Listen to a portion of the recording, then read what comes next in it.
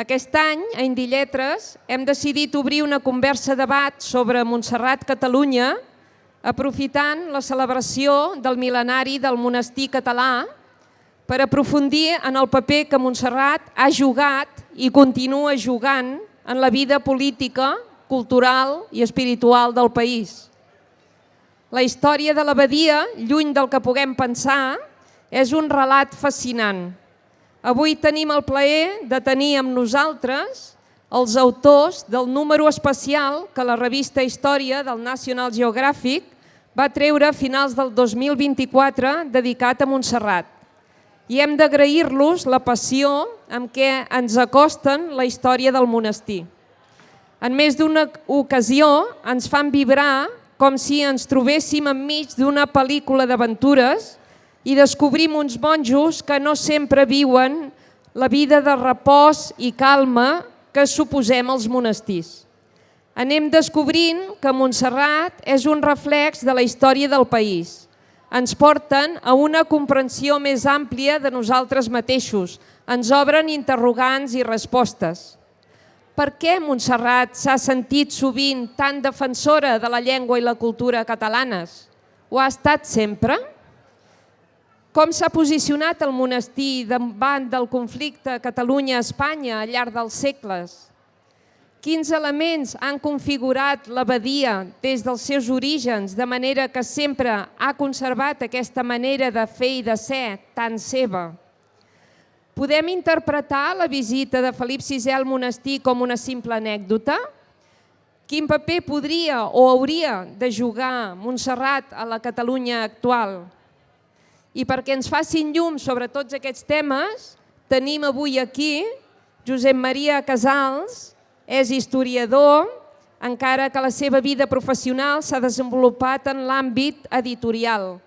Ha treballat en diverses editorials i des del 2008 és director de la revista Història del National Geographic, de la qual anteriorment havia estat cap de redacció. Està molt content d'haver tret per primera vegada una obra del National Geographic en català, que és aquest número dedicat especialment a Montserrat, i d'haver reincidit, com diu ell, aquest any amb un altre número dedicat a Gaudí. També ha publicat diversos llibres. Arnau Cònsul, llicenciat en Humanitats i amb un màster d'Història, ha col·laborat en més de 100 reportatges de divulgació a la revista Sàpiens i ha fet col·laboracions literàries a altres revistes com Serra d'Or o també a la ràdio de Sant Just Desvern. Des del 2016 regenta la llibreria El Llibreter, a la mateixa població, on multiplica els actes per dinamitzar la cultura catalana amb recitals poètics, presentacions de llibres, tas de vins i poesia, etc. I des d'Indilletres volem fer un petit homenatge a aquests llibreters per la seva tasca de difondre la cultura catalana i convertir-la en experiència. I ha publicat també alguns llibres. Moderarà el debat Aleix Sarri, biotecnòleg, expert en relacions internacionals, que acumula una llarga trajectòria com a assessor polític i que actualment és el responsable de Relacions Internacionals i Països Catalans a Junts per Catalunya. Per aquelles sincronicitats felices, quan li van proposar que vingués a aquesta taula, ens va explicar que el llibre que acaba d'escriure, Ànima de República, inclou un capítol dedicat precisament a Montserrat. O sigui que us deixo en molt bones mans quan vulgueu començar. Moltes gràcies. Espera, a veure si se sent. Gràcies. Sí? Se'm sent? Moltes gràcies, Teresa, i moltes gràcies a l'organització de Lletres. Gràcies també als que esteu aquí, no, oi? Ara? Ara sí? Ara sí. Amb els que esteu asseguts, amb els que esteu de peu, amb els que encara no ho sabeu però vindreu a escoltar-nos d'aquí una estona, amb els que no vindreu però comprareu llibres, moltes gràcies i moltes gràcies a l'organització per aquest fantàstic acte i per aquest esdeveniment de defensa real de les lletres catalanes, que és Indilletres, no com aquelles coses que fan a Mèxic, no? En què el tarannà és tot un altre. És un honor poder estar aquí amb l'Arnau i amb en Josep Maria que han fet aquesta magnífica revista sobre la història de Montserrat. És un honor per nosaltres, no?, com a catalans, que la National Geographic hagi dedicat tot un número sencer, especial, a la història, no?, d'aquest monestir tan estimat per tots nosaltres. I, per tant, doncs, és una petita alegria poder moderar aquesta taula, poder participar en aquesta taula rodona amb dues persones que l'han fet possible una fita tan important per nosaltres. Clar, sent la National Geographic, perfectament la història la podríem haver començat una mica per la part del mig, amb un requadret que parla de ara fa 41 milions d'anys, quan l'oceà Atlàntic arribava pràcticament fins a Mollà, es va començar a formar, no?, un moviment de terres que va acabar formant Montserrat. Després hi va haver un mar d'aigua salada i aquest mar d'aigua salada es va assecar. I van passar 25 milions d'anys més el naixement i la mort de Jesucrist i que per l'any 800 i pico Guifré el Pilós dona la muntanya a Montserrat a l'abat de Ripoll, no?, al monestir de Ripoll. Jo et volia preguntar, Josep Maria, dintre d'aquest gran panorama històric, no?, després veurem totes les seves anades i vingudes a l'època medieval, no?, el seu auge, el seu control per Valladolid, no? Per què la National Geographic aposta d'una forma tan clara per fer un número sobre Montserrat? Què és el que fa que Montserrat sigui tan especial? Home, la veritat és que, esclar, tu quan penses en National Geographic dius, mira, sempre estan mirant cap a les estrelles, sempre estan parlant de descobriments, no? I la veritat és que hi ha coses que són molt interessants i que tenim molt a prop, no? Les tenim aquí al costat. Nosaltres vam pensar des de la revista doncs, que no podíem deixar de passar una fita històrica com aquesta. No? Us he de dir que la revista History National Geographic es fa a Barcelona, la redacció és d'aquí, o sigui, la produïm aquí i després la revista doncs, es publica en altres països, però és catalana, per dir-ho així, no? I en aquest sentit vam pensar que el millor moment doncs, per intentar publicar National en català era aquest. I efectivament va ser el millor moment, sobretot per la redacció, perquè ens va fer moltíssima il·lusió treure'l, no? Home, és que és tot una fita, no? Jo crec que per primera vegada sí. Hi ha alguna revista més que estigui en producció, que serà en català també? Bueno, ara han tret un número especial també dedicat al Gaudí i n'hi ha algun altre, però m'ho he de guardar. Molt bé, molt bé. Bueno, Montserrat i Gaudí ja comencem a anar molt bé, no? Sí. Crec. I aquí tenim l'Arnau Cònsul, que de fet va estudiar Humanitats i és llibreter, però el trobareu molt sovint a la revista Sapiens, que és com l'havia conegut jo, perquè cada mes o cada 2 mesos acaba escrivint articles molt interessants d'història medieval i moderna, sobretot, i d'alguna manera és una veu molt autoritzada. Però és que no només és un escriptor de Sapiens, sinó que és la persona que ha redactat molt bona part d'aquesta revista. Jo amb l'Arnau li tinc una pregunta molt especial que, de fet, fa dies que em remou per dintre. Aquest mil·lenari de Montserrat és el bo, ja? Després del mil·lenari de 1880 en què vam fer el Vilorai, aquest és el definitiu o n'hi haurà un altre? Jo crec que és una bona pregunta. Bona tarda a tots, gràcies per ser-hi. Montserrat, com hem estat parlant just abans, han sigut sempre una gran agència de publicitat de si mateixos. Per tant, no ens hauria d'estranyar que d'aquí 50-70 anys se'n treguin algun altre del cap. Perquè al final el que hem de quedar clar és que el mil·lenari que se celebra aquest any és de la consagració al monestir, l'any 1025, per part de l'abat Oliva, besnet de Guifré el Pilós. Per tant, el que sí que tenim molt clar és que la història de Montserrat és una de les coses que he après escrivint tota aquesta llarga història, que és que la història de Montserrat va molt en paral·lel a la història de Catalunya. En petita escala va seguint els mateixos cursos, fins i tot a vegades s'avança als mateixos dilemes que tindrà la corona de Catalunya, la corona d'Aragó, els té abans Montserrat o els té just després d'una altra manera. Per tant, sí, és cert, el 1880 es va celebrar un mil·lenari, ara no tocava. El 1880, diguéssim que es va celebrar el mil·lenari de la trobada de la talla de la Moreneta, que és una data que es van agafar una mica de la butxaca, perquè sí, la talla de la Moreneta es creu que es va trobar el 880, tot i que la talla actual, si un l'estudia, diu si no és el 880, és posterior. Molt probablement, això t'ho dirien historiadors de l'art més autoritzats que no pas jo. Per tant, al 1880, en ple renaixement d'un monestir que estava reconstruint-se perquè els francesos l'havien deixat literalment liquidat, pedra sobre pedra, fet cendra, doncs troben l'excusa de dir fem alguna cosa, fem una festa. Doncs ens traiem aquesta data de la butxaca, que és més o menys certa. És cert que la història del monestir és mil·lenària, o si fa no fa, aprofitem-ho. I ara sí, aquesta, si des cas, és 1025, és cert. Aquesta és la data en què l'abat Oliba decideix es funda un monestir i posem ordre en una muntanya on hi havia, doncs això, diferents comunitats, i calia d'alguna manera establir-hi unes jerarquies. Clar, any 1025, fa 1000 anys. I, de fet, el mateix abat Oliba, que serà el que farà les Constitucions de Pau i Treva, l'any 1027, no? Per tant, una persona decisiva a la nostra història és la mateixa que funda Montserrat. Llavors, venen els segles medievals, no?, en què l'abadia de Montserrat, que encara no és abadia, de fet, no? Que és una dependència de Ripoll, va evolucionant, no? I llavors, Josep Maria, parla'ns una mica d'aquest període. Bueno, de fet, l'abadia de Montserrat està íntimament vinculada a la història de Catalunya, com no pot ser menys, no? Ja des dels seus començaments, quan et funda doncs, el que és a l'edat mitjana un bisbe, que tenia una autoritat important, no? I és parent de la més alta aristocràcia catalana, doncs això ja té una implicació política, no?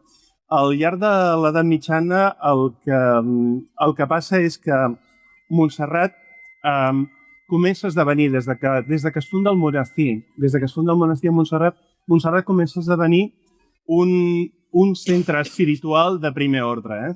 Pensem que només en poc més de 300 anys hi ha Alfonso X el Sàvio, amb allò que té de les cantigues de Santa Maria, allà ja recullen miracles que fa la Verge de Montserrat.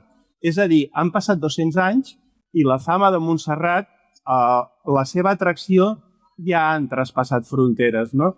Clar, això què fa? Doncs la fama de Montserrat té un vessant important que és el pelegrinatge. Jo crec que moltes de les persones que estem aquí segurament han passat per Montserrat, no? I a l'edat mitjana atreia a Montserrat moltíssims pelegrins, no? I això quines conseqüències tenia? Doncs, bueno, tenia unes conseqüències econòmiques, no? Montserrat era una font de rendes, era una font d'ingressos. Els reis donaven a Montserrat, els aristòcrates, les persones normals donaven els seus béns a morir a Montserrat, dotaven Montserrat, i els peregrins hi deixaven molts diners. I això què va fer? Doncs va fer que Montserrat, la corona d'Aragó, per exemple, intentés controlar-la d'alguna manera, no? En un moment determinat, doncs, Pere el Gran, el fill de Jaume I, doncs vol posar allà un almoiner, una persona que controli les finances del monestir. Els monjos s'hi neguen i al final arriben a un acord, no? Però, clar, això ens dona una mica la idea de la importància de Montserrat. I una altra cosa a tenir en compte, que és la seva importància política. És a dir, no és que Montserrat fos simplement un centre espiritual, tenia una importància extraordinària en el segle XV.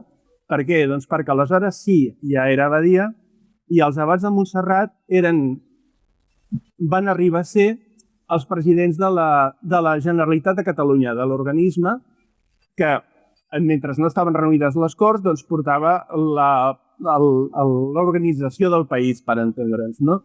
Per què? Doncs perquè la presidència de la Generalitat pertocava als religiosos, i Montserrat eren religiosos. De manera que tenim un monestir de l'edat mitjana, que és un centre espiritual molt important que traspassa fronteres, tenim un monestir que és un centre econòmic de primera magnitud i tenim un poder polític.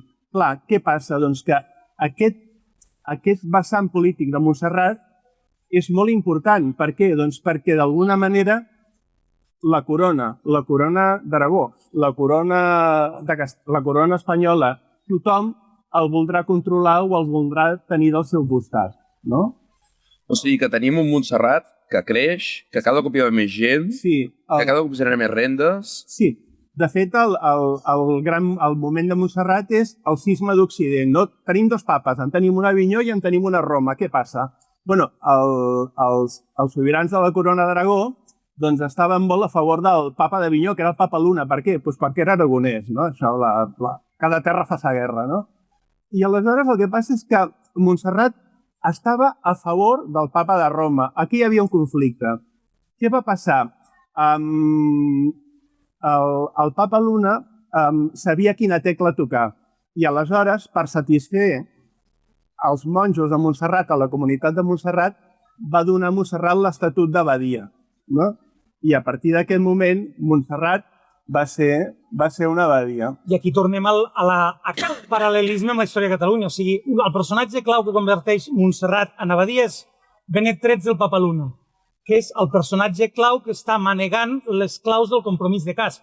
O sigui, que el compromís que servirà per donar la corona d'Aragó a una família castellana, teòricament a favor, després de parlar durant uns quants mesos asseguts a Casp, en realitat perquè Ferran d'Antequera estava portant l'exèrcit de la frontera. Però, evidentment, el paper clau de Montserrat es demostra també en aquest sentit, no? De fet, a veure, la guerra civil que després hi haurà contra els Trastàmara, Montserrat tornarà a jugar un paper clau. De fet, Montserrat és tan clau que Carles de Viana, que sap que el poble de Catalunya el vol com a rei, el primer que fa quan desembarca és anar a Montserrat.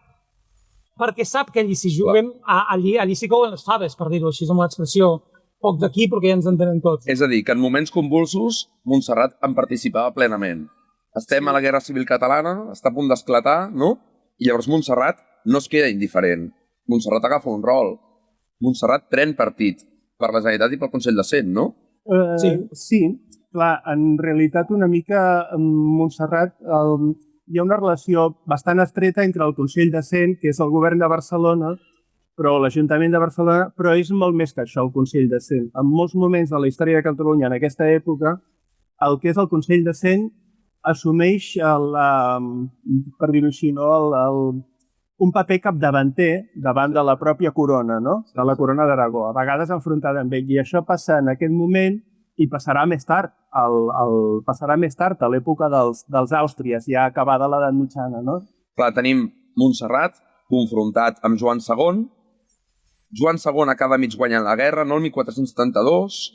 La guanya però no la guanya però es mantenen tots els privilegis i les constitucions catalanes, no? Es manté tot en ordre, però té un fill. I aquest fill, que ha viscut la guerra des de petit, prendrà una decisió que serà decisiva per la història de Montserrat, que és Ferran el Catòlic. I d'alguna manera es pot entendre fins a quin punt Ferran el Catòlic, que és d'alguna manera el segon fill, o el fill de la segona dona de Joan II, per què decideix finalment que Montserrat passi a l'obediència del monestir de Sant Benito del Real de Valladolid. Teòricament hi ha una reforma espiritual, hi ha un intent de dir hem d'entendre l'espiritualitat d'una altra manera, això de Montserrat és una religiositat massa oberta, no segueixen bé la norma, hem de ser més estrictes, però d'alguna manera això és l'excusa. Probablement, i més entenem que si és Ferran II qui pren la decisió de sí, a partir d'ara Montserrat serà repoblada, perquè després de la Guerra Civil, 10 anys de guerra, Montserrat queda molt delmada, molts monjos han mort, evidentment han pres partit pel costat que, si no el perdedor, en tot cas no van ser els guanyadors, doncs bé, han de venir monjos de fora a tornar a fer Montserrat gran. I vindran de Valladolid. I quan venen els de Valladolid diuen sí, venim, però a canvi Valladolid passa a controlar les rendes de Montserrat. És una manera de dir a Montserrat queda supeditada a nosaltres. Els monjos catalans no ho veuen clar, però Ferran II, potser perquè sap, molt probablement perquè sap, posa l'amor al foc dient, perquè sap que Carles de Viana, el seu gran rival, havia anat a Montserrat a buscar recer, la seva, entenguem, venjança és de dir, doncs d'acord, a partir d'ara Montserrat la controlarem des de Castella. O la controlarà Valladolid, que d'alguna manera ja està més a la meva corda. O sigui que Montserrat pren partit per la Generalitat no guanya, tampoc acaba de perdre, però no guanya, no? I llavors, sota aquest discurset de Make Montserrat Great Again, no? En veritat, el que passa és una castellanització de Montserrat. Fan que depengui de Valladolid. I això tindrà conseqüències per Montserrat, evidentment. Sí, passen coses molt curioses, clar. O sigui, això va ser una desgràcia i Montserrat va tenir una sort, no? O sigui, què va passar? La situació es va complicar molt perquè, esclar, tens a uns monjos d'aquí, nosaltres ens hem de posar a 1493. Això passa, no? La meva àvia, que és de Targa, d'allà de l'Urgell, no parlava castellà. No parlava castellà ni el sabia escriure, no parlava castellà. En 1493, els monjos de Montserrat, els eremites de Montserrat, els escolans de Montserrat i els donats de Montserrat, que són les persones que donen els seus béns a l'Església per tal de que l'Església els aculli i viure allà, no parlen castellà, per exemple. Què passa? I aquí venen monjos de Valladolid que sí que parlen castellà però no parlen català. Hi ha un conflicte, i és un conflicte molt important que anirà agafant molta volada perquè, és clar, des de Valladolid s'imposa un superior a Montserrat. I a partir d'aquí es generen una sèrie de complicacions.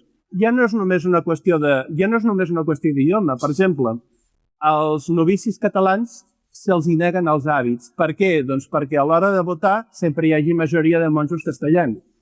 I també passa una altra cosa, per exemple, i és que les rendes del monestir, que allò que dèiem que són molt importants perquè hi ha molts ingressos, doncs se'n van discretament cap a Valladolid. S'emporten diners cap a Valladolid, no? Quedaria una mica així dir Valladolid en roba, però vaja, una mica sí, no? I això, aquesta situació, que és una situació de tensió, és una situació de tensió dintre del monestir de Montserrat, també, clar, es trasllada a un pla polític. Es trasllada a un pla polític entre les institucions catalanes i la monarquia dels Àustries, a l'època de...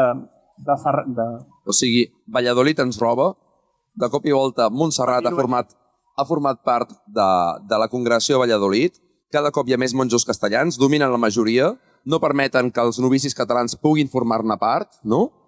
I això té conseqüències, perquè conforme passen les dècades es va congreant un estat dintre del propi monestir i a les institucions catalanes en contra de tot això. Comencen a haver-hi memorials de la Generalitat, comencen a haver-hi memorials del Consell de Cent. És una època en què per primera vegada les institucions catalanes demanen una cosa que ara us sonarà, que és volem bisbes catalans, perquè ja en aquell moment la castellanització del país avança primer a través dels monestirs, a través dels bisbats, perquè és la forma d'arribar a la gent, perquè en aquella època no hi havia televisió i per tant els sermons dels diumenges vindria a ser com el Telenotícies.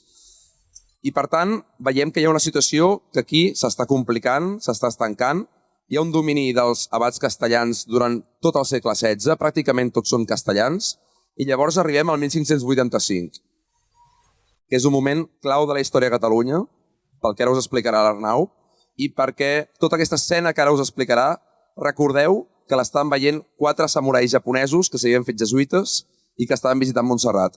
Arnau, si us plau.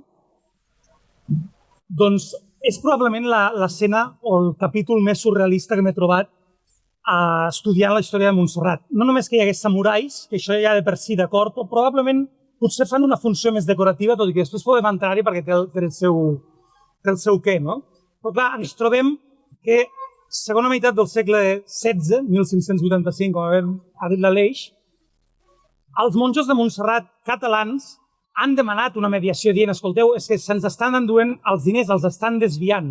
I han demanat una visitació apostòlica. Han enviat el nunci ha estudiat. Les visites als nuncis acaben totes malament. Hi ha males llengües que diuen que la majoria moren amb estranyes circumstàncies. El cert és que els 2 primers visitadors moren. Si estranyes circumstàncies o no, no ho sabem.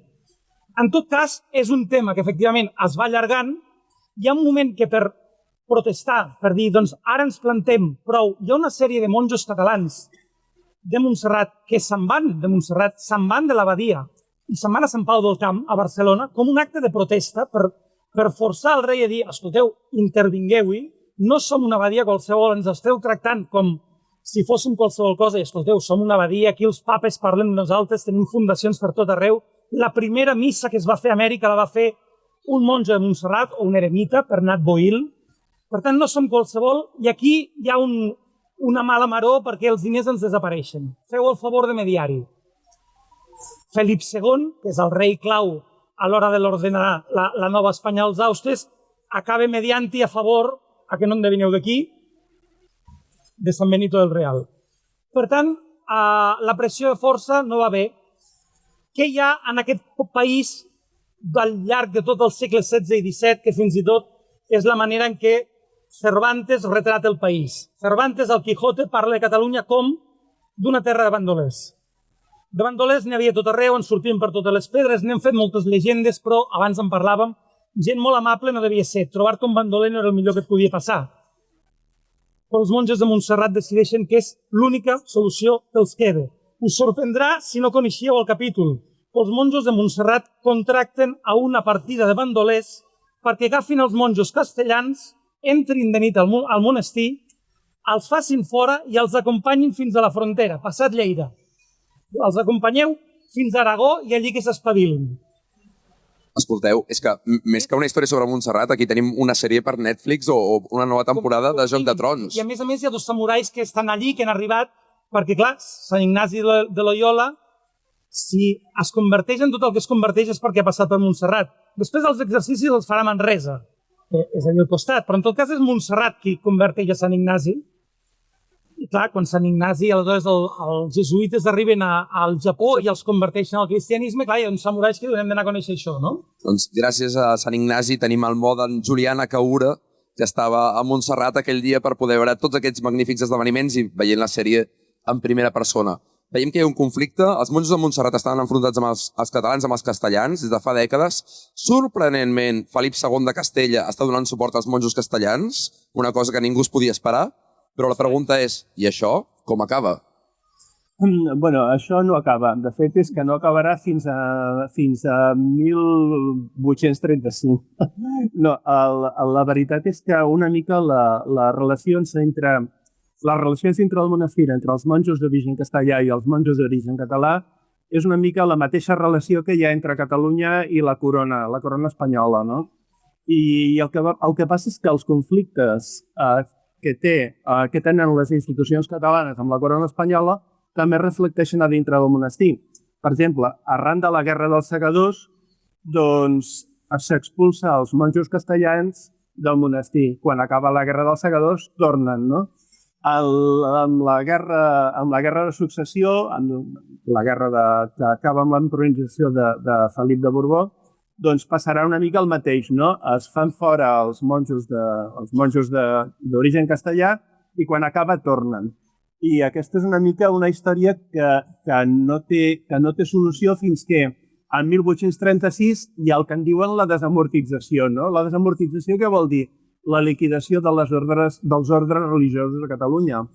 I això què suposa? Doncs que també s'acaba la congregació de Sant Benito el Real. Punto pelota.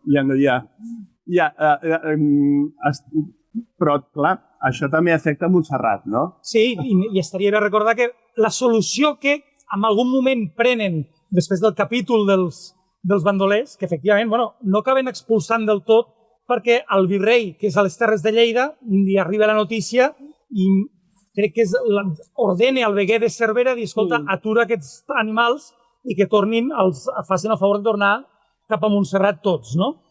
Però arribaran a una concòrdia que és de dir, anirem alternant els abats. Una vegada un abat català, una vegada un abat castellà. Una vegada un abat català, una vegada un abat castellà, així més o menys. Per tant, arriba a una solució política.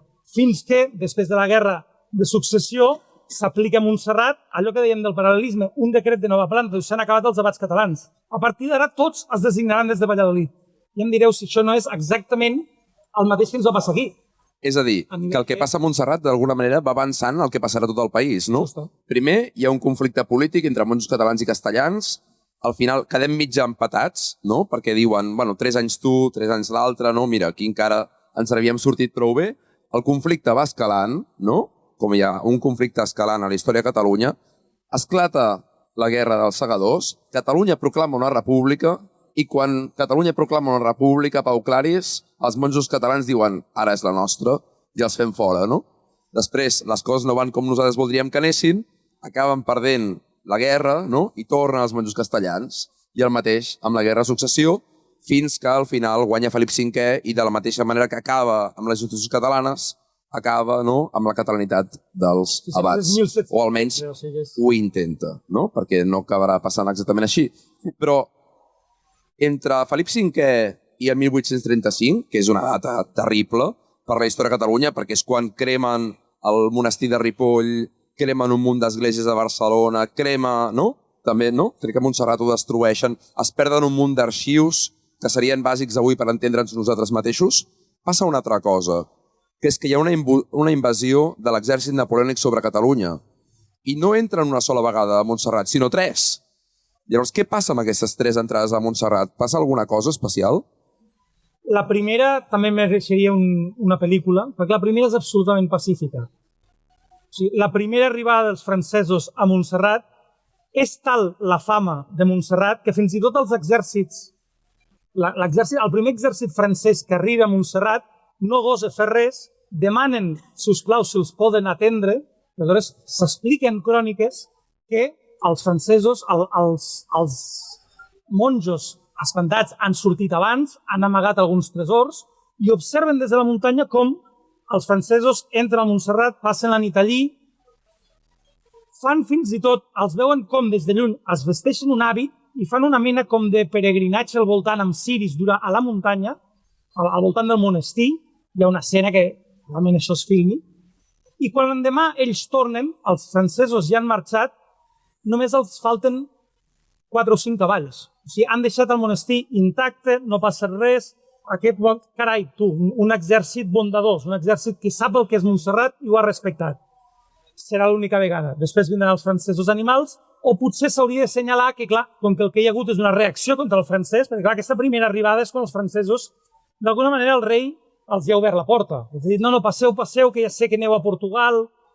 I bé, Napoleó tenia unes altres intencions, però d'entrada, per tant, la primera entrada és pacífica. La segona, Montserrat s'ha convertit, per ordre i gràcia de certs polítics amb poca idea, en una plaça d'armes. Han decretat que Montserrat és una plaça forta i, per tant, per l'exèrcit francès allò està marcat amb una X, allò s'ha de resar. Si és una plaça forta, allà hi ha canons. No podem esperar que es disparin. I, per tant, la resistència dura no res i, malgrat que alguns cabdills diuen, escolteu, Montserrat és una ratonera, és indefensable, si hi ha un exèrcit de ho tombaran, creuen que no. Hem guanyat el combat del Bruc. Home, si el Bruc va ser una frontera pels francesos, Montserrat, si perdran, no, esclar, quan venen de veritat, a Montserrat no els hi representa absolutament cap esforç i el que fan és recrear-s'hi, perquè quan ja en tenen prou d'haver-ho saquejat tot, dinamiten les parets que queden. Saquejat, dinamitat, cremat, no? La jugada mestra de fortificar Montserrat que acaba fatal. Sí, de fet cal dir que els francesos van actuar com l'exèrcit que eren. Per exemple, jo crec que hi ha un aspecte important i és que dius, i els francesos què van fer? Montserrat tenia un tresor espectacular, fabulós, impressionant, figures de plata, tenia de tot. Què va passar amb tot això? S'ho van emportar els francesos? No, els francesos no s'ho van emportar. L'abat que hi havia en el moment de la Guerra del Francès, l'abat Filgueira, va donar una part molt, molt, molt important d'aquest tresor a les juntes de defensa per tal de que financessin la guerra contra el francès. Aleshores, la desaparició de part d'aquest tresor és responsabilitat, per entendre's, de l'abat d'aquell moment que el va cedir per subvenir les necessitats de la guerra, no? I, de fet, la destrucció del monestir de Montserrat, que és una salvatjada, clar, és el resultat d'una mala idea d'uns polítics que no eren militars, no? El general Manso ja els havia advertit, era d'artilleria, que es deia Manso, però... I aleshores, doncs, clar, va passar el que va passar, no? Per aquesta raó, la documentació que hi ha, els documents originals de l'arxiu de Montserrat no existeixen, perquè amb la Guerra del Francès van desaparèixer quan es va destruir el monestir. Bé, podríem qualificar-lo el pitjor dia, segurament, de la història de Montserrat, sí. Si no pràcticament, no? 1811 ha passat aquesta calamitat, no? La Guerra del Francès ha arribat fins a les portes de Montserrat, dinamitada, cremada, saquejada. La comunitat comença a reneixer els anys després, però passa una nova calamitat per Montserrat, que és la desamortització de 1835 i tot el que això implica, no? Aquí hi ha un moment, no?, que és decisiu també per Montserrat. Hi ha un fet, i és que, esclar, després de la Guerra del Francès, entre el conflicte entre espanyols i francesos, ve un conflicte entre espanyols, no? Hi havia els liberals i els absolutistes, no?, que després es van convertir en isabelins i carlins. Què va passar? Doncs Montserrat va quedar una mica al mig de tot això, no? Quan hi va haver, després de la guerra, ve Alfonso VII de Borbón, restaura un govern completament absolutista i hi ha uns militars que revolten, no? Els militars de Riego, no? Guanyen aquests militars que són liberals i hi ha 3 anys de govern liberal a Espanya. Al llarg d'aquests 3 anys, què passa? Montserrat també rep per tots costats, no? Per què? perquè els liberals aproven una llei que és la llei de monacals. I això què diu aquesta llei? Aquesta llei diu tots els monestirs de menys de 24 monjos desapareixeran. Donarem una pensió als monjos, però les seves rendes ens les quedarem nosaltres. Montserrat és l'únic monestir de Catalunya que no pateix les conseqüències d'aquesta norma. Però què va passar? Va passar que el govern liberal dintre de Catalunya considerava que les rendes de Montserrat eren seves, eren de l'Estat. I amb això va acabar de desaparèixer el tresor que s'havia salvat dels francesos. Recordeu allò que l'abat Filgueira va dir, no, el meu tresor per salvar, per la pàtria, no? per la guerra del francès. Els monjos se n'havien emportat una altra part a Inca, a Mallorca, i va tornar després de la guerra. Però els liberals, arran d'aquesta llei de monacals, es van quedar amb aquesta altra part del tresor. I aleshores així van desaparèixer, per exemple, les corones espectaculars que tenia Montserrat. No? La Verge de Montserrat ara la veiem com la veiem, no? Però abans anava vestida com la Pilarica, vull dir, amb aquells trajos i amb aquell, no? I tenia unes corones. Tenia la corona mexicana. La corona mexicana, poca broma, eren del segle XVII. Tenia 2.500 maragdes. La corona rica, pues, tenia 1.000 i pico de diamants i 1.800 perles. Això s'ho van quedar els liberals per la llei de monacals. Van desaparèixer, ja no n'hem sapigut res més. O sigui, el tresor de Montserrat, entre la guerra del francès i el regne liberal, va desaparèixer. I després el que va passar va ser que, amb motiu de les conteses entre els liberals i els carlins, quan van triomfar els liberals, doncs es va dur a terme, es va proclamar la llei de desamortitzacions i les propietats de l'Església van passar a l'Estat. Aleshores, Montserrat es va convertir en una cosa curiosa, perquè els monjos es van convertir en sacerdots i l'abat, com que no hi podia haver abat, era president de la comunitat. Sí. Tens un president, tens uns sacerdots i ja no hi ha novicis. 1835, la situació és dramàtica, doncs, ha passat tot això que estava explicant Josep Maria. Valladolid ja no ens roba, però està passant tot això altre, per tant no hi hem guanyat gens. I llavors la pregunta és, i com tornem a arrencar?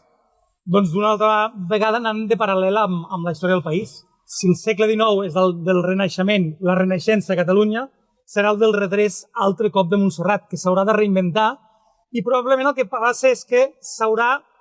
O sigui, clar, el problema que té Montserrat és que sent que probablement no combregui gens amb aquesta religiositat fosca que un pot associar al carlisme, però el carlisme finalment és Déu, pàtria i rei, clar, els liberals l'associen. Montserrat és un monestir, és església, religió, per tant, carlins. Però l'esperit de Montserrat no ha sigut mai carlí. Probablement a Montserrat es trobarà la síntesi que d'alguna manera jo crec que més explica el ser català, i probablement per això és el segle XIX que Montserrat es converteix en el símbol que és. Sempre ha sigut un monestir important, sempre ha sigut un monestir ric i que tothom hi ha volgut ser present i controlar, però símbol de país se n'hi converteix al segle XIX. Justament quan, després d'estar arrasat per totes les guerres que han passat pels francesos, els tresors, com ha explicat Josep Maria, han marxat tots. Necessitem d'alguna manera fer renéixer aquesta comunitat. És quan un abat té la idea de dir, escolteu, més o menys farà uns 1.000 anys que vam trobar la Moreneta, potser això podria fer que tots plegats suméssim, però sobretot és quan neixerà allò que Torres i Bages simplificarà amb aquella frase exacta que és Catalunya serà cristiana o no serà. És un lema que avui trobem al frontal de Montserrat, però probablement és la síntesi millor per entendre què és o què ha representat Montserrat des de llavors i com els catalans l'han fet seva també gràcies a això. Perquè a partir de llavors tothom hi reme.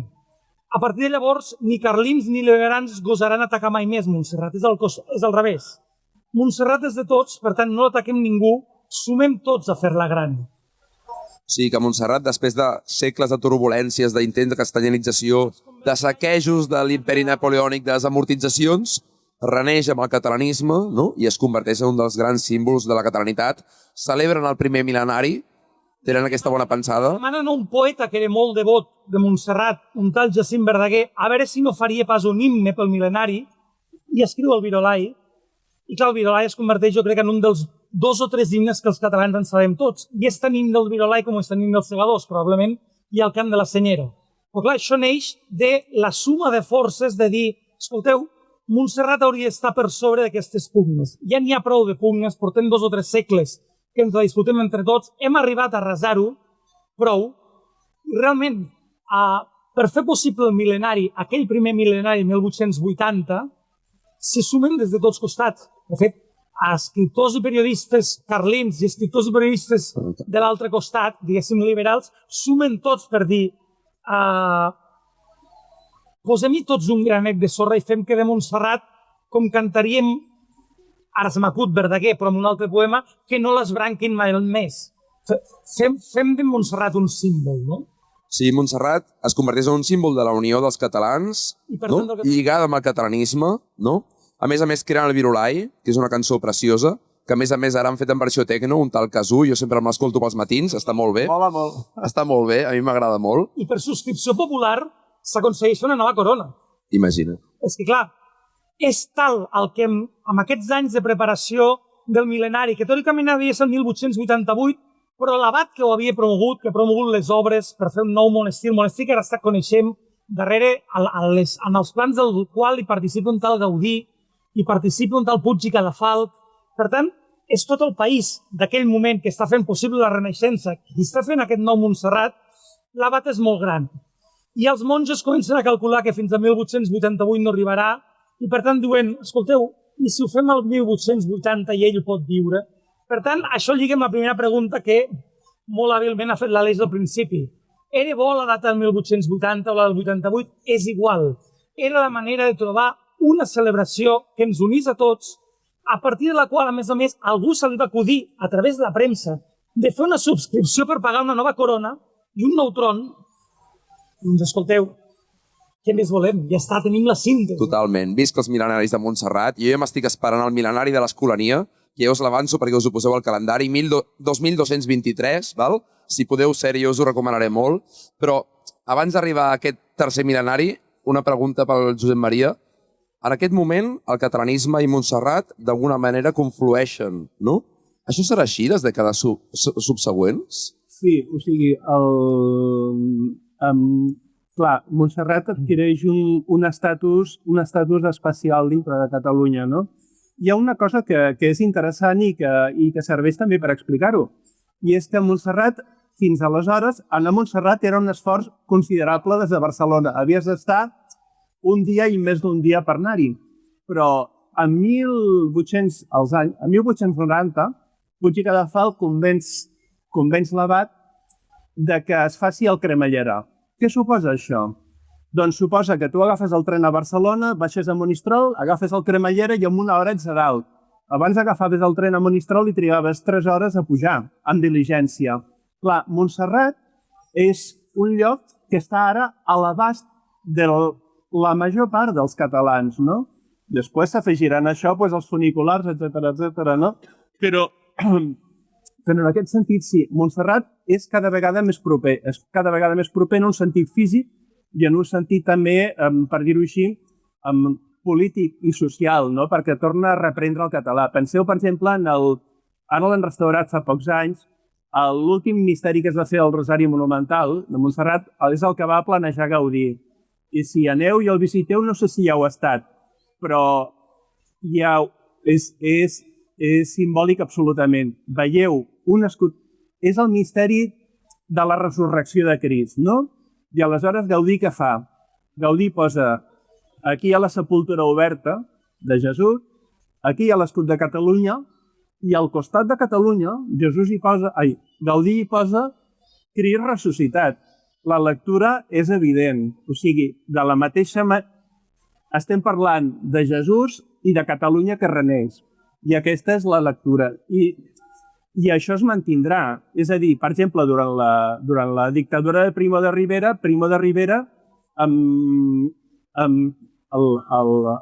a Catalunya es torna a recuperar el català i Primo de Rivera censura aquestes manifestacions de catalanisme. No, fins i tot prohibeix un llibre sobre música antiga perquè estava escrit en català, estava publicat en català. I Montserrat, doncs, manté aquest esperit de catalanisme, no? I el país cada cop li va millor, està renaixent, Montserrat reneix amb el país i, sorpresa, sorpresa, el nostre amic Primo de Rivera fa un cop sobre la taula i no només prohibeix obres, sinó que he llegit que també força a l'exili a l'abat i alguna persona més. Pot ser això, Arnau? Sí, alguna cosa així es passa, efectivament, perquè, evidentment, allò és un centre de catalanisme i Primo de Rivera ho té molt clar. És curiós, però, com els monjos n'aprenen, això ho parlàvem abans, perquè la imatge que tenim del gran abat que vindrà després d'aquest exili quan tornen, que és l'abat Escarré, un abat a favor del catalanisme, en canvi, no suportaria allò la hemeroteca, perquè té unes quantes fotos rebent al següent dictador que ens va passar per casa, que és Franco. Però ja ho dèiem. Primer que Montserrat, evidentment, durant la Guerra Civil pateix un martiri absolut. 23 monjos són perseguits i executats, martiritzats. I, per tant, Montserrat ha après de dir, escolteu, no podem tornar a morir, ja sabem el que és morir del tot i haver de renéixer de les cendres, per tant, pactem amb qui sigui. Per tant, sorprenentment, si cal, pactem amb l'enemic. I, per tant, el que sí que aprenen, perquè evidentment han passat per l'exili, perquè el monestir no fa tant, a mitjans del segle XX, que ha quedat absolutament destruït, en fa total un segle, l'abat Escarré el primer que fa és dir, escolteu, si aquests són els que han guanyat, rebem-los, fem tots els honors, si a més aquests volen portar els seus amics perquè creuen que aquí amaguem el Grial, aquest és un altre capítol desconegudíssim, però hi va un tal senyor Himmler que va visitar Montserrat perquè estava convençut que el Grial s'amagava allí entre aquelles muntanyes. Evidentment, qui porta Himmler o els nazis fins a Montserrat és la nova dictadura.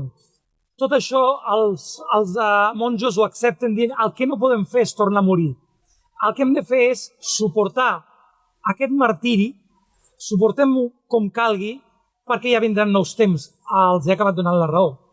És a dir, Montserrat sobreviu Primo de Rivera, de fet es porta bé amb la Segona República, no?, amb les institucions catalanes del moment, per aquest vincle amb el catalanisme, i llavors hi ha la Guerra Civil i pateix, no?, amb desenes de morts. I llavors, no, això que deia ara l'Arnau és molt important, l'abat Escarré, amb l'abat Marcet, abans que en arribin els nacionals a Montserrat, diu, entrem-hi 2 dies abans, nosaltres, perquè si no, ja hi havia un rumor que els hi anaven a fer un Valladolid, que anaven a fer que una altra vegada Montserrat passés a control dels castellans. Diu, abans que això passi, abans que tornem a passar per un Valladolid, que ens tornin a fer allò de Valladolid ens roba, fem alguna maniobra per controlar nosaltres, encara que sigui pactant amb aquesta gent que ja sabem que no ens vol bé, no?, els catalans, però almenys que quedi en mans nostres. Sí, o sigui, això ho tenia clar l'abat Marcet, no?, que va ser abat fins a 1946, que va morir des de 1914, si no m'equivoco, 1914. L'abat Marcet estava a Roma, aleshores el que van veure és que si els monjos, si no està... Montserrat tenia fama de catalanista, no? I tenir fama de catalanista era en aquells moments tenir fama de separatista, i el separatisme no tenia cabuda en l'Espanya Nova. Aleshores, en Marcet decideix cridar als seus monjos i reunir-se al balneari de Belascoai. I des d'allà és d'on Escarré, que era la seva mà dreta, l'envia cap a Montserrat per tal que aconsegueixi entrar-hi abans que les forces nacionals i d'aquesta manera assegurar que la comunitat que es quedarà a Montserrat serà la mateixa comunitat que hi havia. L'abat Marcet fa una altra cosa també, i és que els hi diu a uns monjos joves, a uns quants monjos, que vagin amb l'exèrcit nacional, amb l'exèrcit franquista. Per què? Perquè sap que qualsevol esforç és poc per evitar que Montserrat quedi una altra vegada vinculat amb una congregació que no sigui catalana.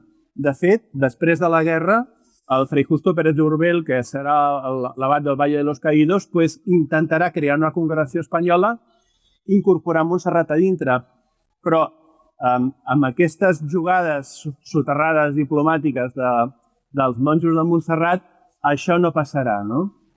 Sí, que han d'empassar uns quants gripaus, però almenys salven no caure en les urpes del senyor que serà el Valle de los Caídos. El 1942, la primera visita de Franco a Montserrat és el 1942. Abans l'abat Marcet havia anat cap allà el Felip II i el seu pare, el Carles I, l'emperador, es van morir, eren molt devots a Montserrat, perquè els àustries eren devotíssims a Montserrat. De fet, el germanastre Felip II, el don Juan d'Àustria, de la batalla de Lepanto, pensava acabar els seus dies com a eremita o monjo de Montserrat, no? Van morir, Felip II i Carles I o Carles V van morir amb una espelma de Montserrat als braços, a les mans, agafant-la, no? I l'abat Marcet va anar a veure Franco i li va portar una capsa solíssima amb unes espelmes de Montserrat, com les de Carlos etc. I li va donar, també el va nomenar membre de la confraria de Montserrat. La confraria de Montserrat neix al segle XIII i és una confraria de laics que senten una especial vinculació a Montserrat i s'esforcen per promoure el culte a Montserrat, no? És a dir, que ja abans de la primera visita d'en Franco a Montserrat, l'abat Marcet tenia clar que calia fer concessions per tal que el monestir es mantingués aquí. És a dir, que l'abat de Montserrat surt diverses vegades al costat de Franco, això passa de veritat, als anys 40, però llavors la pregunta és, i com passem a això, a que Montserrat sigui de nou el símbol del catalanisme i fins i tot un punt de trobada pels antifranquistes? Doncs per la gran jugada d'Escarrer, que s'adona que la dictadura va per llarg, la dictadura evidentment està fent mal al que és el sentir dels catalans i perquè evidentment no és només Escarrer, però són tots els monjos que comencen a sentir-se malament rendint pleitesia a un règim que és catalanicida, si es pot usar la paraula, no? I per tant és quan de fet a Montserrat s'inventarà la recuperació del català, s'inventarà entre cometes, però en tot cas entenen que el país necessita un far i que Montserrat és l'únic que té la possibilitat de fer-ho. Escarrer això és molt hàbil i és quan s'adona de dir, escolteu, podem inventar-nos una altra jugada com aquella de la corona a la Verge. De fet, fa 50 anys que vam fer aquell mil·lenari, per què no fem els 50 anys de les festes de l'entronització, com que ho vestirem d'una festa religiosa, Franco em deixarà, però serà la primera vegada que s'utilitzi un altre cop el català enmig de la dictadura. Estem parlant de l'any 47. Per tant, en plena postguerra, en el mes dur de la postguerra, Escarrer i els monjos comencen a estar incòmodes, rendint. Evidentment, han vingut els nazis, Franco es passeja sota pali, però evidentment allò no és el seu país, allò no és el seu bategar, i se'ls ha de reconèixer, s'inventen de dir anem a fer renéixer l'esperit català. Com que no ho podem fer d'altra manera que en una festa religiosa, inventem-nos una altra entronització a la Verge i per subscripció popular li fem un tron aquesta vegada, no? Sí, que l'any 47 li fem un tron a la Verge, però en realitat el motiu és per poder tornar a parlar català, per tornar a d'alguna manera generar un espai.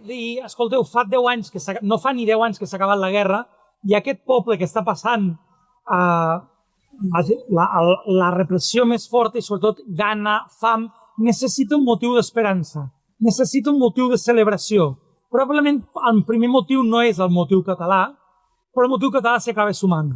Vull dir, trobem algun motiu perquè aquesta gent que ha sigut sempre devota, que ens veu aquí, que ens veu com... A veure, si nosaltres com a Montserrat hem sigut i ens hem vantat de ser un monestir d'una religiositat oberta, que hem obert sempre les portes, que hem tingut una mena d'espiritualitat amb què hi ha hagut donats, hi ha hagut una mena d'espiritualitat de molts tipus, no només l'estricta dels monjos que vivim aquí, sinó molts graus de religiositat, perquè ens hem sigut sempre oberts a la gent que està al voltant de la muntanya, que al final no només és la plana al voltant, sinó pràcticament tot el país, hem de fer ara alguna cosa per ells. I ells ens estan veient que estem rendint pleitesia als que ens han derrotat, als que ens han arrasat, als que han entrat amb carros per la diagonal. Inventem-nos alguna cosa. Jo crec que va per aquí. Punt d'inflexió, doncs, 1947, l'abat Escarrer, i l'abat Escarrer acabarà a l'exili. A veure, aquí hi ha moltes lectures sobre aquesta qüestió. És a dir, l'abat Escarrer es va caracteritzar per el 1947 es posa en marxa se celebren les festes de l'entronització. No? Quan se celebren les festes de l'entronització, què passa? Per què se celebren? Doncs perquè hi ha una societat civil catalana que vol recuperar una altra vegada el que en diríem el tarannà catalanista de Montserrat, no? Montserrat és una mica un recer per persones que s'han quedat òrfenes en aquest sentit. No pots parlar català, no pots manifestar-te, no pots resar en català, no pots publicar res en català. I aquesta societat civil catalana ajuda i empeny i coincideix amb Montserrat a l'hora de fer o a l'hora de celebrar l'entronització de la Verge en 1947. En Josep Badet, per exemple, que aleshores és un jove, no? És un superhistoriador, doncs és l'ànima de la comissió Abat Oliva, que és la comissió que va posar en marxa aquesta celebració i que va aconseguir que es tornés a parlar en català a Montserrat, no? Que es tornés a escriure, que per primera vegada es publiqués en català a Montserrat, que es publiqués en català amb motiu de les festes de Montserrat. Ara bé, el que passa és que hi ha tota una història molt complexa respecte d'Escarrer. És a dir, Escarrer, què fa? Escarrer és l'abat amb el que es recupera Montserrat en els anys 60, però també és un abat que està clarament agraït a Franco. Per què? Doncs perquè ha salvat els monjos, perquè ha salvat l'Església. No podem oblidar que a Montserrat hi ha 23 morts. L'abat Escarrer rep a Franco sota pàl·li. Parla de tu en Franco. Hi ha converses hi ha cartes que són molt explícites en aquest sentit, no? I en aquest sentit, clar, Escarrer manté una actitud política o de contemporització o d'afinitat amb el franquisme, no?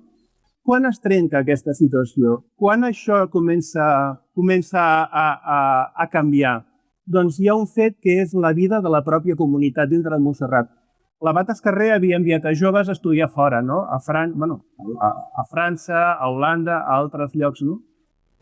I aquests joves tornen de fora, no? I es troben amb que l'abat Escarrer és una persona extraordinàriament autoritària. És una persona molt autoritària, és una persona que té poca... Poca capacitat política. Sí, té poca capacitat política. Aleshores comencen a créixer les tensions dintre del convent, les tensions dintre de l'abadia de Montserrat. I ve un moment en què aquestes tensions esclaten, no?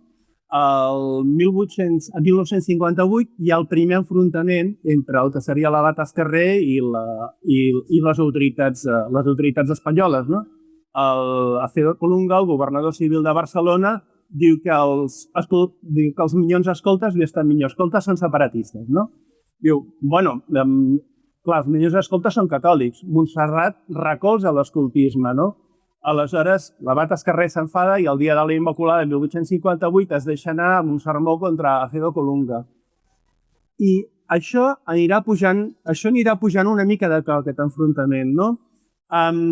És cert que l'abat Escarrer, per exemple, dintre del monestir acull persones, demòcrata-cristians, de grups d'oposició al règim, etc., no? Per exemple, un és el col·lectiu Catalunya Cristiana o té altres CC, no?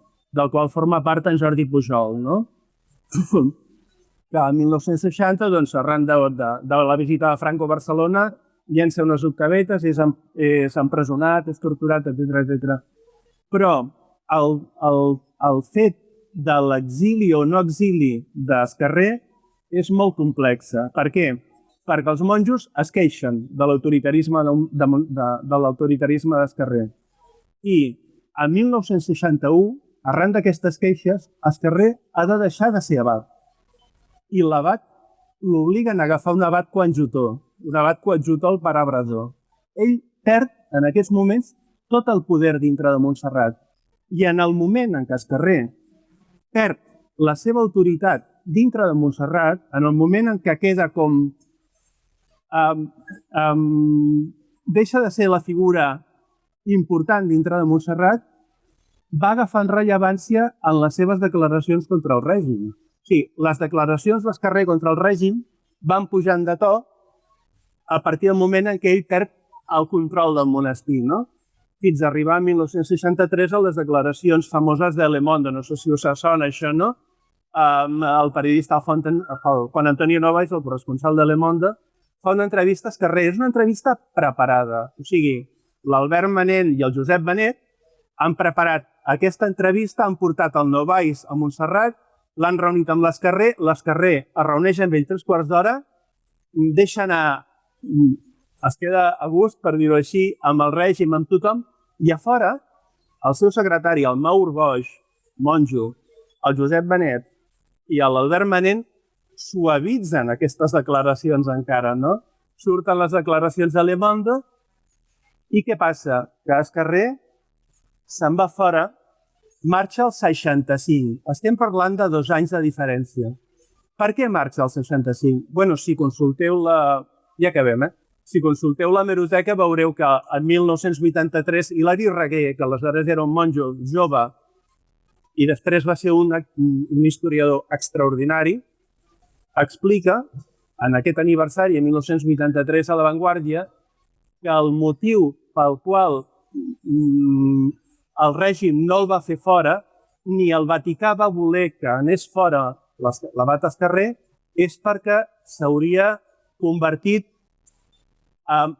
pel Vaticà, hauria estat com atacar el que Esquerrer representava, no? El catalanisme, la llibertat, no?